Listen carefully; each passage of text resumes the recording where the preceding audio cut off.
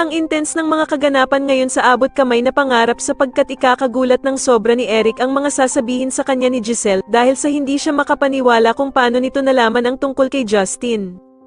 Dito nga matapos malaman ni Giselle ang katotohanan tungkol kay Justin dahil nga sa pag-imbestiga ni Kinito sa kanya ay galit na galit niyang kukumprontahin si Eric.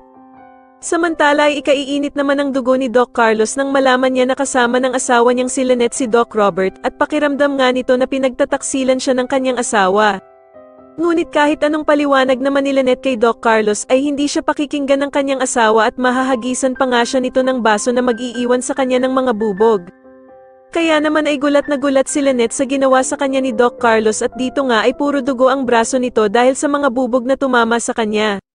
Sa kabilang banda naman ay muling babalik nga ang feelings nitong si Doc Robert kay Lynette dahil nga sa pagyakap nito sa kanya nang makaramdam nga ito ng sobrang takot.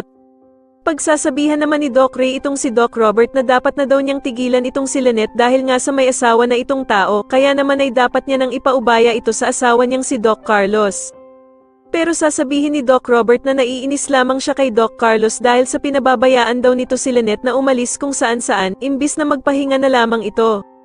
Samantala ay magkakasundo na nga ang mag-amang Eric at Justin para sa pinaplano nilang pagpapabagsak ng Apex at eto nga ay ang pagkuha ni Eric sa loob ni Giselle.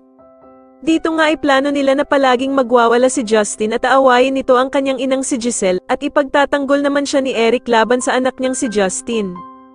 Sa tingin nyo dito na nga kaya tuluyang lumabas ang totoong pagkatao ng anak ni Eric na si Justin, mas lalo na nga talagang nagiging exciting ang mga susunod na kaganapan kaya naman ay mas lalo pa nating abangan ang mas lalong gumigandang abot kamay na pangarap. Maraming salamat po sa inyong panonood at sana po ay masubscribe nyo ako. Maraming salamat po.